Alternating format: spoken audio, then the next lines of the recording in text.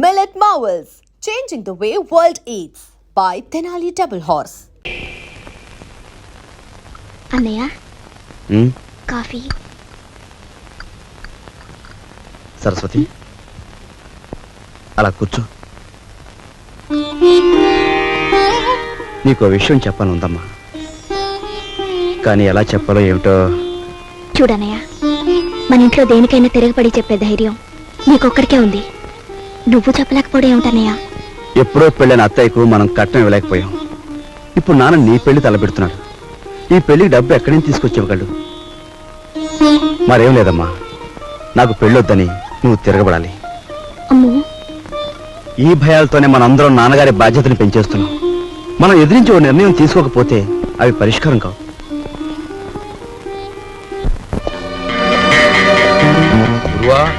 అంతా ఎంక్వైరీ చేశాను. ఆఫీసరు 9వ గంట కొట్టేటప్పటికి హాల్లోకి వస్తాడంట. ఆ తర్వాత వాడి స్థానంలోకి నువ్వు వెడతావు.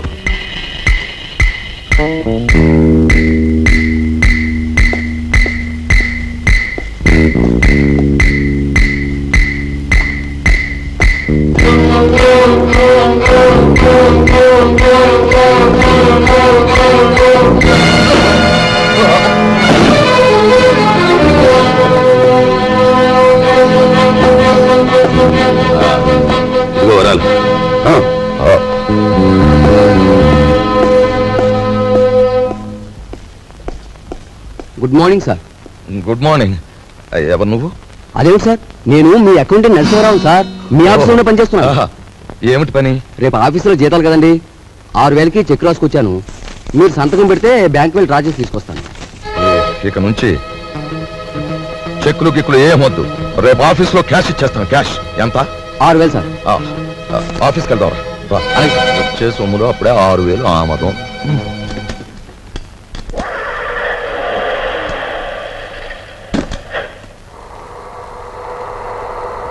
వాడు మా పెద్దబ్బాయి, ఎంఏ చదివాడు. నేను నిరుద్యోగిని. మరి మీరు? నిరుద్యోగ సంఘానికి అధ్యక్షుణ్ణి. మరి ఇది ఈ పెళ్ళేంటంటారా? ఉద్యోగం లేదే పెళ్లి చేసుకోకూడదు అనుకుంటే ఫర్ అంతే, అలా ముదిరిపోవడమే. మరి మీరు? నేను ముదిరిపోవడానికే నిశ్చయించుకున్నాను. చూడు మిస్టర్. Thank you.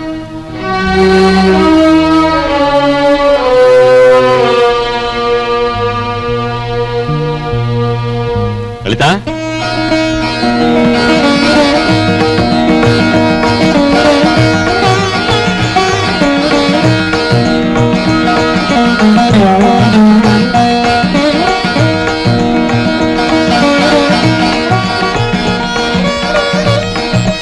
బావా రా బావా. ఇదేనా రావడం? హాల్ అంతా ప్రేక్షకులతో నిండిపోయింది. కొంప తీసి సరస్వతికి ఏమన్నా పెళ్లి చూపులా? అవును బావా. బాగుంది. మొదటి సినిమా రిలీజ్ కాకుండా రెండో సినిమాకి ముహూర్తం పెట్టేట వెనకటి గౌడ నీలాంటాడే. అది కాదు బావా. ఏది కాదు? ఇప్పటికి నా పెళ్ళై 5 సంవత్సరాల 3 నెలల 2 రోజులు అయింది. ఇంతవరకు నా కట్నానికి దిక్కులేదు. దానికి పెళ్ళా అంటే రేపటి నుంచి దాని మొగుడు కూడా నీ ఇంటి చుట్టూ కట్నం కోసం తిరుగుతూ కూర్చోవాలా? మా నాన్న కట్నమో అని ఫైట్ చేస్తున్నాను నన్ను. గొడవ దేనికి బావా, పెద్దలందరి ముందు. అవును, నా కట్నం ఎగ్గొట్టిన నువ్వో పెద్ద మనిషివి, నీ కూతురు చేసుకోవడానికి వచ్చిన ఆయన పెద్ద మనిషి, మధ్యలో నేను లోపలగాడి, అంతేనా? అవును, ఇంతకీ ఏడా పెళ్లి కొడుకు తండ్రి? ఏం కొంపకి ఏంటి నీ గొడవ? నాకు అర్థం కదా అసలు. టైం ఇస్తే నీ కట్నం బాకీ తీర్చేస్తాను. ఇదిగా ఇవన్నీ నాకు అనవసరం. నా కట్నం డబ్బు నాకు ఇస్తే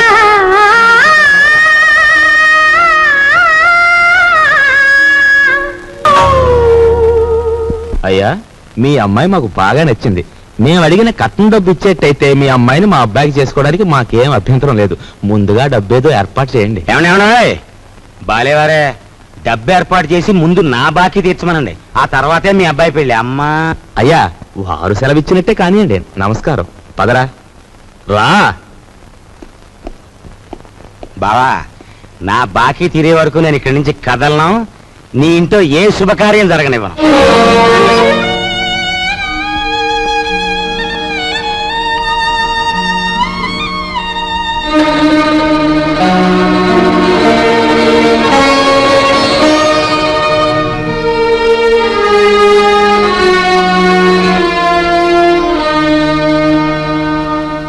ఈ డబ్బుతో మీ పెళ్లి సంబంధం ఖాయం చేసుకునేందుకు నాకేం అభ్యంతరం లేదు. అయితే అనుకున్న కట్నం బ్యాలెన్స్ పెళ్లికి వారం ముందే ఇవ్వాలి. ఇవ్వలేదనుకోండి, ఫట్ ఈ పెళ్లి జరగదంటాడు మా నాన్న. మిగిలిన సొమ్ము లగ్నానికి వారం ముందే ఇస్తాను. శుభం. వెళ్ళి ఏర్పాట్లు చేసుకోండి. అలాగే వస్తానండి.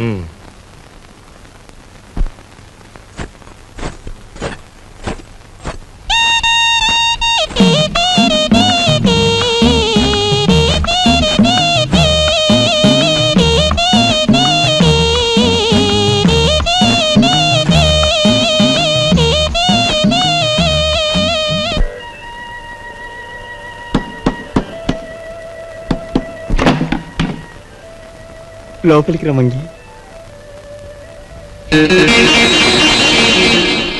చిచి, నువ్వు కాస్తంత లేవు, అందులోనూ చదువుకునే కుర్రాడివి. నీ గది నిండా బూతు బొమ్మలా. ఏంటయ్యా నువ్వు చదివేది? ఉండు, నీ పని చెప్తాను. అమ్మగారు, అయ్యగారు, పెద్దబ్బాయి గారు. మంగి మంగి, ఇంకెప్పుడన్నా పిచ్చి పిచ్చి వేషాలేస్తూ నా వంక చూసావో జాగ్రత్త. ఇక నుంచి నీ గది నువ్వే ఊడ్చి పాచిపోగు చీపురు అటువైపు పడాయి. లేదు అమ్మగారు? వద్దు, నా గది నేనే ఊడ్చుకుంటాను.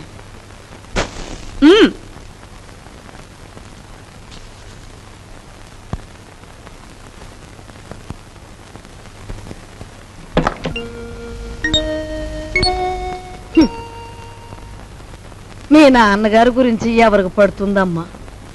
ఆయన్ని గురించి అహర్నిశలు ఆలోచించే నీకు నాకు తప్ప.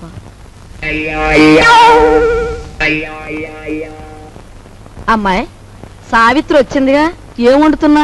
పప్పులు చేసి చాలే, ఆడబిడ్డ ఇంటికి వస్తే పులుస్తోనూ చారుతోనూ అన్నం పెడతావా? నా తల్లికి నేతిగారులంటే ఇష్టం, అవి చెయ్యి. ఆగండి ఆగండి, అక్కయ్య వంట చేస్తోంది కదా అని సున్నుండ్లు గారెలు చేయమంటే ఆవిడకి ఎంత ఇబ్బంది ఆలోచించారా? పర్వాలేదు బాబు, ఇదో శ్రమ.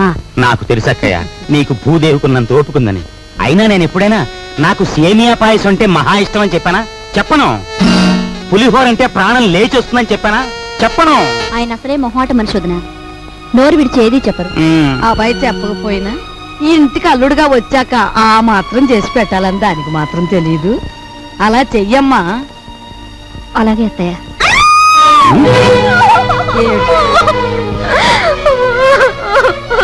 ఏమిటే, ఏమైంది? ఎందుకు ఏడుస్తున్నావు? ఏమన్నా తేలు కుట్టిందా? పావుల నర్సయ్యకి ఫోన్ చేస్తా. తేలు కాదండి, చచ్చిపోయిన సన్యాసిరావు గారు చటుక్కున జ్ఞాపకం వచ్చారండి. ఆ మూల కూర్చుని ఏడుస్తావేమిటే? ఆ ఏడితే ఏడిపేదో ఇటు వచ్చాడు.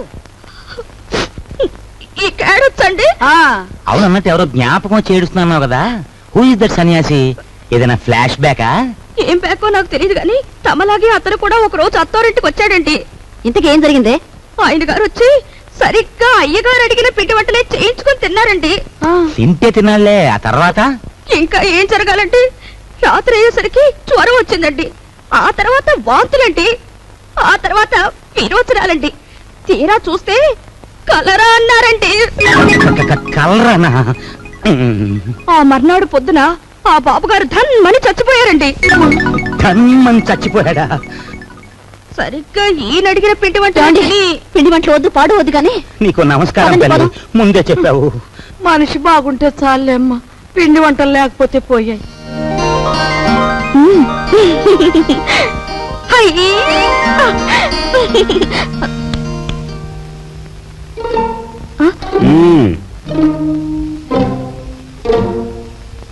నైస్.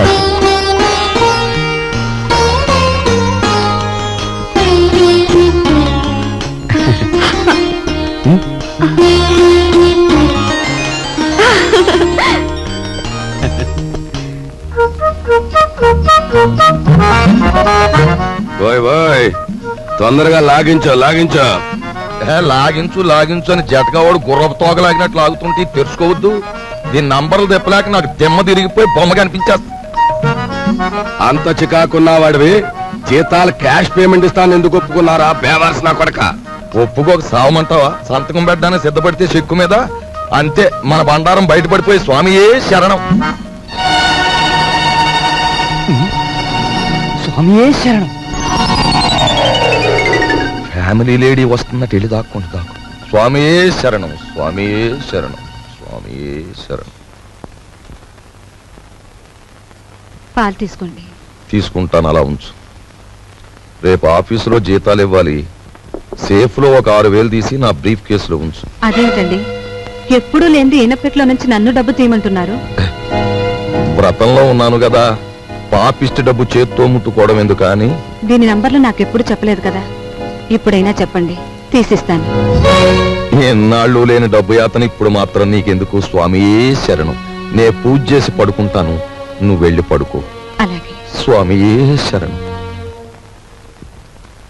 ఆఫీసర్ గారికి ఎనపెట్టే కాదు ఎల్లాలు కూడా లాసే. రే నోరు మీద వచ్చిందే ఎదవ పని మీద, అందులో మళ్ళీ విచారం ఐడియా ఒకట. ఆవిడనే కాదు, పని పిల్ల గురించి నువ్వు పల్లెత్తు మాట మాట్లాడిన పళ్ళు పిక్సి చేతులు పెట్టేస్తాను. ఓయ్ ఓయ్ పెట్టేద్దు గానీ ముందు ఆ పని చూడు. నే చూడలేను బాబు, నంబర్లు తిప్పుతుంటే అలు చేతులు లాగేస్తున్నాయి. ఈ కుంట నా కొడుకును మొయ్యలేక నా నడుము చిద్దా బాబా, పని చూడు. సత్తే తలుపేసి నువ్వు పని చూడు. నేనా?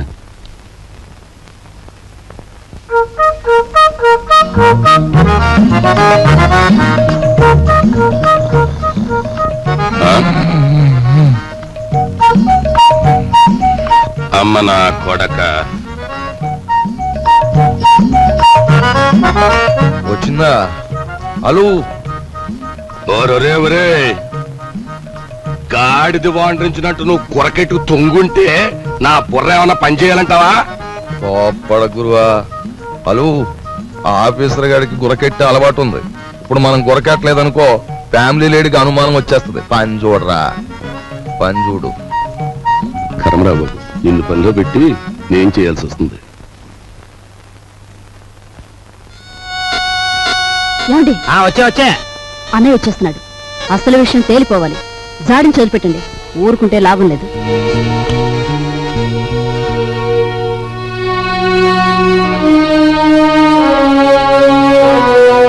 బావా, నా బాకీ తీర్చడం కోసం నువ్వు పడుతున్న బాధలు చూస్తుంటే అన్న మాట నిలబెట్టుకునేందుకు అష్టకష్టాలు పడ్డ హరిశ్చంద్రుడు జ్ఞాపకం వస్తున్నాడు నాకు. ఎంతకు నువ్వు చెప్పేదేమిటి? ఏముంది, నువ్వు హరిశ్చంద్రుడివి, మా నాన్నేమో విశ్వామిత్రుడు. నేను నక్షత్రకుండా అయిపోయాను అనవసరంగా. ఇదిగో ఇదంతా నాకు అనవసరం. నువ్వు మార్వాడి దగ్గరికి వెళ్ళి అర్జెంటుగా అప్పు చేసేయి. పుట్టిన ప్రతి చోట అప్పు చేశాను బాబు. నీ ప్రయత్నాలన్నీ ఫ్లాప్ అయ్యాయి కాబట్టి ఓ సూపర్ హిట్ ఐడియా చెప్తాను. ఏమిటి? దీనికి ఆడియన్స్ అంతా కావాలి. అత్తయ్య, అక్కయ్య, నా ఓన్ వైఫ్ సావిత్రి, ఓయ్ మేనలుడు, ఆడియన్స్ మొత్తం వచ్చేయండి. కమాన్. బావ కష్టాలన్నీ గట్టెక్కిపోవడానికి నేను 70mm ఐడియా ఇస్తున్నాను, అందరూ జాగ్రత్తగా వినండి. పెద్దాపురం బసవయ్య గారి అమ్మాయిని మన రాజుకిచ్చి పెళ్లి చేసేస్తే వాళ్ళు భారీ ఎత్తున కట్నం ఇస్తారు. దాంతో ముందు నా కట్నం బాకీ తీర్చేయచ్చు. మన సరస్వతి పెళ్లి చేసేయచ్చు. మిగిలిన బ్యాలెన్స్ డబ్బుతో ఓ కిళ్ళి కొట్టు పెట్టుకోవచ్చు. కాకపోతే ఏంటంటే ఆ అమ్మాయికి ఓ కన్ను గుడ్డి, ఓ కాలు కుంటి. వెధవ సలహాలు ఒక నోరు మూసుకో. మా రక్తం ఓడ్చైనా సరే నీ కట్టిన డబ్బులు సెటిల్ చేస్తాం. అంతవరకు తేరగా తింటూ కూర్చో. అంతేగాని ఇంకెప్పుడు ఇలాంటి పిచ్చి పిచ్చి సలహాలు మాత్రం ఇవ్వకు. జాగ్రత్త.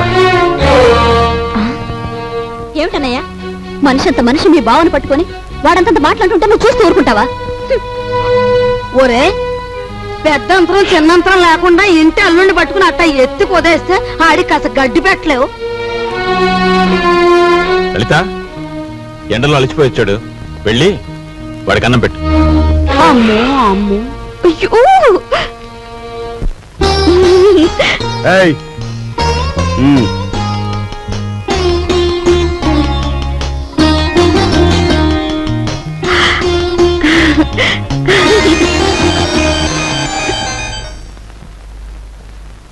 ఏమండి, మీ ఎలకలతో పనే ఉందండి. వాళ్ళు ఇంత అవమానించిన తర్వాత ఇంకా ఇక్కడ ఎందుకండి? పదండి పోదాం. ఈ అవమానం నా ఒక్కడిది కాదు. ఆంధ్ర సీడెడ్ నైజాం ఏరియాల్లో అత్తవారిళ్లలో సెటిల్ అయిపోయిన అల్లుళ్ళందరిదీను. అసలు నన్ను అవమానించిన రాజుగాడు కాదే, మీ అన్నయ్య. ద్రౌపదీదేవి చీరల్ని దుశ్శాసనుడు లాగాడు, కానీ తప్పు వాడిది కాదు, వాడికి ఆర్డర్ వేసిన దుర్యోధనుడిది. మీ అన్నయ్య ఒక్క మాట కూడా మాడకుండా చూస్తూ ఊరుకుంటాడా? మీ అన్నయ్య నా కట్నం బాకీ తీర్చేసినా సరే నేను ఇక్కడి నుంచి కదలను. నా కక్ష తీరే వరకు ఇక్కడే ఉంటాను. ఇక మీదట విశ్వామిత్రుడు నేనే, నక్షత్రకుడు నేనే. తాళం తిప్పితే వచ్చి ఈనపెట్టు చూసాం కానీ నంబర్లు తిప్పితే వచ్చి ఈనపెట్టి నీ ఇంట్లోనే చూసాం. ఏ నంబర్ కింద ఏదెడితే పెట్టి తెరుచుకుంటుందో చెప్పే. నీ బెదిరింపులకు నేను లొంగను. ఆ నంబర్లు నేను చెప్పను. 4 రోజుల పాటు కడుపు కాల్చేస్తే దెమ్మ తిరిగిపోయి బొమ్మ కనిపించేస్తుంది. అప్పుడు నువ్వే చెప్తావు impossible. And for more videos, Please subscribe to iDream. Please subscribe to iDream. Please subscribe iDreams. And please subscribe to iDream. For more videos, subscribe to iDream. please like, share and subscribe to the channel. Congratulations, iDream. Subscribe to iDream. Subscribe to iDream. So subscribe to iDream Media. iDream ki iDream team andarki huge congratulations. Please subscribe iDream Media. Please subscribe to iDream. Subscribe iDream. Please subscribe to iDream. iDream అంటే నా కళల channel subscribe చేసుకున్న నోరు తిరుగుతలేదు. మీరైతే గంట గుర్తు కొట్టండి. For more such videos, please subscribe to iDream. Subscribe to iDream. Please subscribe to iDream. Please subscribe iDream Media. Please do subscribe to iDream. Please subscribe to iDream Media. For best entertainment and information, please subscribe iDream. And don't forget to subscribe to iDream.